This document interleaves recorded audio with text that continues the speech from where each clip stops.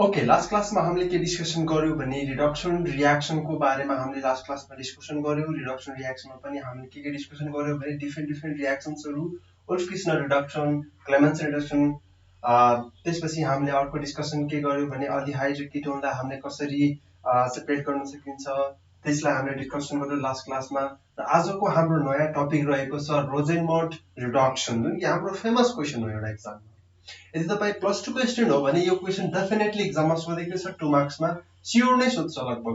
रोजेनमर्ट reduction भनेर सोधेकै हुन्छ र यसको केमिकल रियाक्सन बनाऊ भनेर यसरी सोध्छ है। यदि तपाई प्लस 2 को स्टुडेन्ट हो भने पनि यो रियाक्सन एकदमै फ्यामिलियर रियाक्सन हो। यदि तपाई ब्याचलरको स्टुडेन्ट या तपाई मास्टर्सको स्टुडेन्ट हो भने पनि यो रियाक्सन तपाई फ्यामिलियर नै हुनुहुन्छ होला सायद है, किनकि रोजेनमर्ट रिडक्सन नसुन्ने मान्छे कोही पनि हुँदैन। ठीक छ। अब यसमा हामी के गर्छौं भने आज यसको बारेमा हामी डिस्कसन गर्न जान्छौं। एकदमै सजिलो छ र एकदमै इन्ट्रेस्टिङ छ। यसको मेकानिजम एकदमै छोटो छ, अरु रियाक्सन मेकानिजम भन्दा अलिकति छोटो छ यो चाहिँ हैन। यसमा हामीले के गर्छौं त्यो कुरालाई आज हामी डिस्कस गर्छौं। ओके, ल सुरु गरौँ है त। अब यदि लास्ट क्लासमा के बुझ्नु भएको छैन भने तपाईहरुले क्वेशन गर्न चाहिँ नबिर्सिनुस् है। मैले हरेक क्लासमा भनिरहेको छु, यदि क्वेशन बुझ्नु भएको छैन भने मलाई क्वेशन गर्न चाहिँ नहिचकिचाउनुस्। ओके, ल आजको क्लासमा हामी के गर्छौं भने रोजेनमर्ट रिडक्सनमा हामीले अल्डिहाइडलाई दिक्यौ भने, ठीक छ, अल्डिहाइड केमा चेन्ज हुन्छ भने एउटा जस्तै हाम्रो एसिड क्लोराइड छ भने हामीले एसिड क्लोराइडलाई लिगेर के गर्छौं भने अल्डिहाइडमा कन्भर्ट गर्छौं। रोजेनमर्ट रिडक्सन भनेकै के हो भने acid chloride in presence of H2PD BaSO4 राखेर हामीले यसलाई क्विनोनिनसँग पोइजन गर्यौं भने, सल्फर मिक्सचरमा हामीले राखेर पोइजन गर्यौं भने यसबाट हाम्रो के आउँछ भने अल्डिहाइड फर्मेसन हुन्छ। यसमा यही रियाक्सनलाई हामीले के भन्न सक्छौं भने रोजेनमर्ट रिडक्सन रियाक्सन भन्न सक्छौं यसलाई। ओके, यसको एउटा बेसिक रियाक्सन म लेखिदिन्छु यसमा। ओके, ल यसमा हामीले के गर्छौं भने फर्स्टमा एसिड क्लोराइड लेख्छौं। एसिड क्लोराइडमा जुन पनि हुन सक्छ हाम्रो। ओके, त्यसैले मैले X डिनोट गर्छु यसमा। X मिन्स के हुन्छ भने क्लोरिन, फ्लोरिन, ब्रोमिन, आयोडिन यसरी हुन्छ, हेलोजेन्सहरु हुन्छ। ओके, त्यसैले हाम्रो रियाक्सन छ RC डबल बोन्ड के हुन्छ X। ठीक छ। त्यसपछि हामीले के गर्छौं भने H2 सँग हामीले के राख्नु पर्छ भने PD, H2PD सँग हामीले के राख्छौं भने BaSO4। अहिले सालको अरु कलरबाट लेख्ने H2PD सँग हामीले के राख्छौं भने BaSO4, बेरियम सल्फेट हाम्रो के हुन्छ भने सोलुसनलाई यसरी राख्छौं हामीले। एन्ड यो सँग हामीले के राख्छौं भने क्विनोनिन राख्छौं। Okay, quinoline राख्छौं। त्यो सँग हामीले के राख्छौं भने सल्फरको मिक्सचर राख्छौं। प्लस सल्फरको हामीले के राख्छौं भने सल्फरको मिक्सचर राख्छौं। ठीक छ। हामीले के गर्यौं भने H2PD सँग BaSO4 राख्यौं र त्यसलाई हामीले क्विनोलिन प्लस सल्फर मिक्सचरमा हामीले राखेर यसलाई के गर्छौं भने रिडक्सन गराउने काम गर्छौं। यसलाई हामीले के गर्छौं, यो फर्दर जुन रियाक्सन छ नि यसलाई हामीले पोइजन गर्छौं। यो पोइजन गरिसकेपछि हाम्रो के हुन्छ भने फाइनली जुन फर्मेसन हुनु पर्ने कम्पाउन्ड हो त्यो चाहिँ हाम्रो फर्मेसन हुन्छ त्यसपछि। ओके, हाम्रोमा फर्मेसन के हुन्छ हेर्नुस् त, हाम्रो चेन्ज हुने भनेको सेपरेट हुने भनेको यो पार्ट देखि हो। त्यसैले हाम्रो के आउँछ भने RC डबल बोन्ड X को ठाउँमा के आउँछ होला। अभियसली हाम्रो अल्डिहाइड बनिरहेछ भने हाम्रो कुन ग्रुप आउँछ भने H ग्रुप नै आएर यसमा बस्छ। ठीक छ, H group RC double bond H। यसबाट के बन्यो भने एसिड क्लोराइडलाई हामीले H2PD BaSO4 मा राख्यौं भने के बन्यो भने अल्डिहाइड फर्मेसन। अल्डिहाइड यसमा के भयो भने फर्मेसन भयो है।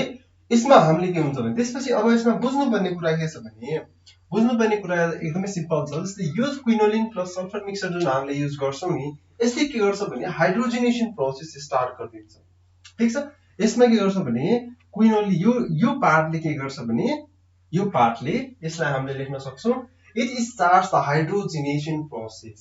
स्टार्ट्स हाइड्रोजनेसन प्रोसेस के हुन्छ भने यसमा सुरु गरिदिन्छ यसले। ठीक छ, यो कुरा बुझ्नु भएको छ है राम्रोसँग। ओके, त्यसपछि यसमा हाम्रो अर्को पनि के हुन्छ भने लिनलार क्याटलिस्ट भन्ने कुरा एउटा टर्म चाहिँ हामीले बुझिराख्नुपर्छ। ठीक छ, लिनलार क्याटलिस्ट, त्यसलाई हामीले एकदमै हाइलाइट गरेर लेखौँ किनकि एक्जाममा पनि सोधिरहेको हुन्छ है। त्यसैले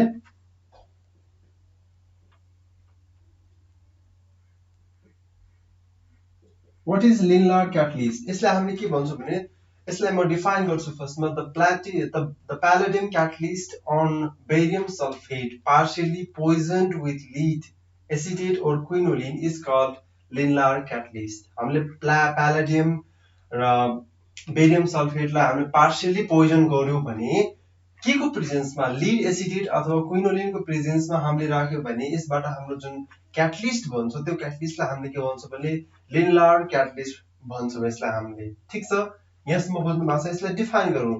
the palladium catalyst on barium sulphate, हेरौँ त, the palladium catalyst, the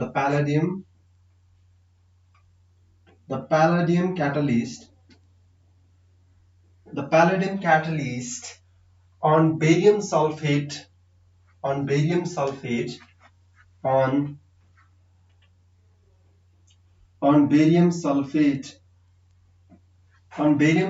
partially poisoned with, partially यसमा लेखौँ त, partially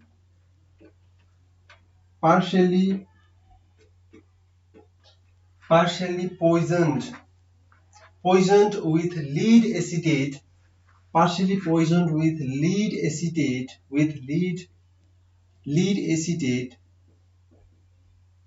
acetate अथवा or quinoline is called linear catalyst. यसैलाई हामीले भन्छौँ is called linear catalyst, is called linear catalyst. ठीक छ, यहाँसम्म बुझ्नु भएको छ भने बुझ्दैछु भनेर कमेन्टमा लेख्नुस् त एकचोटि। ल, यो एकदमै इम्पोर्टेन्ट क्वेशन छ, 2 मार्क्समा सोध्छ एक्जाममा। यदि तपाईँ इन्ट्रान्स क्वेशन हो भने तपाईलाई यो क्वेशन सिधै सोध्छ लिनलार क्याटलिस्ट भनेको के हो। यदि हामीले प्यालेडियमसँग बेरियम सल्फेट सल्युसन राखेर हामीले के गर्यो भने यसलाई पोइजन गर्यो लीड एसिडेट र क्विनोलिनसँग भने यसले हामीले के हुन्छ भने लिनलार क्याटलिस्ट भन्न सक्छौँ भन्ने कुरा एक्जाममा चाहिँ के हुन्छ भने यो कुरा सोध्छ तपाईँ। ओके, यो कुरा चाहिँ अलिकति ख्याल गर्नु होला, यो एकदमै सजिलो प्रोसेस छ है। ल, अब यसको हामी जाम मेकानिजम एकदमै सर्ट छ, धेरै सोच्नु पर्दैन यसमा है। ओके, मेकानिजम को लागि अब हामी जाम। ल,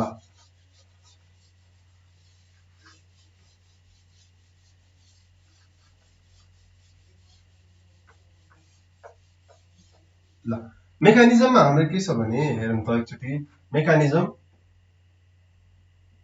मेकानिजममा हामीले के युज गर्छौँ भने फर्स्ट अफ अल मेकानिजममा जुन हाम्रो एसिड क्लोराइड छ, जस्तै हामीले क्लोरिनलाई लेख्छौँ, हामीले एसिड क्लोराइड हेर्नुस् त RC double bond Cl use गर्छौँ हामीले यसमा। त्यसपछि हामीले यसलाई के गर्छौँ भने PD सँग राख्छौँ। PD को मतलब के हो भने प्यालेडियम सँग राख्छौँ हामीले। त्यसैलाई हामीले के गर्छौँ भने रियाक्सन गराउँछौँ। अब यसले के गर्छ भने कुन साइडबाट गएर अट्याक गर्छ भन्ने कुरामा फरक पर्छ। अब हेर्नुस् त, कार्बनलाई गएर यो साइडबाट पनि जान सक्छ यसले, त्यसपछि यो साइडबाट पनि जान सक्छ। त्यसैले हामीले प्यालेडियमलाई कार्बनसँग जोडिदिन्छौँ र यो बीचमा गएर चाहिँ कार्बनसँग जोडिन्छ, त्यसपछि क्लोरिन निस्किने होइन यसमा है। त्यसैले हेर्नुस् त RC डबल बोन्ड यहाँ के आउँछ भने PD, त्यसपछि हाम्रो के छ हाम्रो अर्को योसँग क्लोरिन छँदैछ। ठीक छ, यो फर्मेसन भयो। त्यसपछि हामीले के गर्यो भने दुईटा हाइड्रोजन युज गर्यो हामीले यसमा। हामीले के गर्यो भने दुईटा हाइड्रोजन युज गर्छौँ, H र H हामीले युज गर्यो यसमा भने यसलाई मैले यो साइडमा लेखिदिन्छु, अलिकति सजिलो हुन्छ हामीलाई है। H र H यसरी लेख्छौँ हामीले। लेखिसकेपछि हाम्रो के हुन्छ भने हाइड्रोजनले गएर हैन कि हाम्रो क्लोरिनले गएर के गर्छ भने हाइड्रोजनलाई अट्याक गर्छ। र फर्स्ट अफ अल के हुन्छ भने यो हाइड्रोजन जान्छ यो कार्बनसँग जोडिन जान्छ, त्यसपछि कार्बनको भ्यालेन्सी डिस्टर्ब हुन्छ। ठीक छ, कार्बनको भ्यालेन्सी डिस्टर्ब हुने बित्तिकै प्यालेडियम निस्किन खोज्छ। अक्सिजन त निस्किन मान्दैन किनकि यो निस्कियो भने पनि रिजोनेन्समा जान्छ, त्यसैले त्यो रिजोनेन्समा गएर फेरि फर्किन्छ, त्यसरी स्टेबिलिटीले बनाउँछ। त्यसैले यो के हुन्छ भने यो नै निस्किन खोजिदिन्छ। त्यसपछि हेर्नुहोस् त यो यसरी निस्किदियो, त्यसपछि हाम्रो क्लोरिन पनि त यतिकै बस्न सक्दैन, त्यसैले क्लोरिनले यो हाइड्रोजनलाई लिएर HCl बनाइदिन्छ। ठिक छ। अब यसमा लास्टमा हामीले प्रडक्ट लेख्दाखेरि के लेख्छौँ भने हेर्नुहोस् त के फर्मेसन भयो, RC डबल बोन्ड, त्यसपछि के आयो हामीसँग RC डबल बोन्ड H आयो हाम्रो। ठिक छ, यो नै हाम्रो मेजर प्रोडक्ट। त्यसपछि हाम्रो अर्को के आयो भने अर्को फर्मेसन भयो PD पनि आइसक्यो हामीसँग।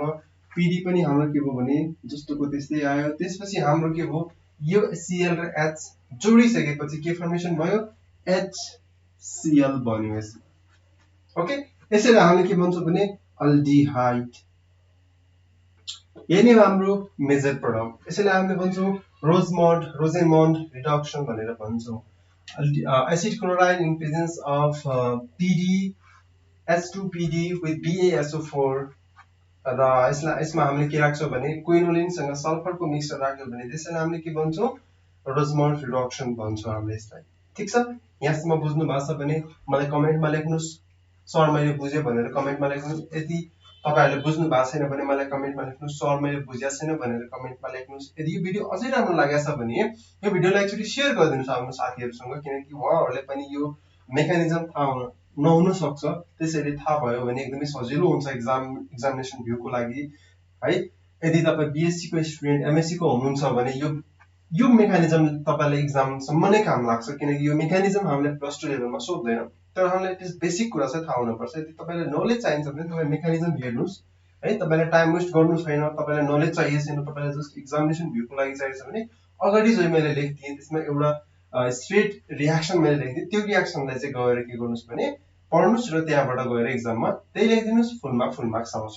ओके ल, अब मसँग पर्सनली कन्ट्याक्टमा आउन चाहनुहुन्छ भने मलाई फेसबुकमा मेसेज गर्न सक्नुहुन्छ, मलाई व्हाट्सएपमा मेसेज गर्न सक्नुहुन्छ, मलाई भाइबरमा मेसेज गर्न सक्नुहुन्छ, मलाई इन्स्टामा मेसेज गर्न सक्नुहुन्छ, मलाई सिधै फोन गरेर सोध्न सक्नुहुन्छ, सर मैले यो बुझिन मलाई एकचोटि यो भनिदिनुस् भनेर मलाई सिधै फोन गरेर सोध्न सक्नुहुन्छ। त्यसैले त्यो फोन गरेर सोध्न, कतैबाट मलाई क्वेसन आन्सर डिस्कसन गरेर सोध्न, त्यसरी हिचकिचाउने काम चाहिँ नगर्नु सकेसम्म है। ल, आजको लागि यति गर्छु म, आजको लागि यति गरौँ। ओके, नेक्स्ट क्लासमा नेक्स्ट मेकानिजम चाहिँ म फेरि आउने छु। आजलाई यति गरौँ। Thank you very much and stay safe.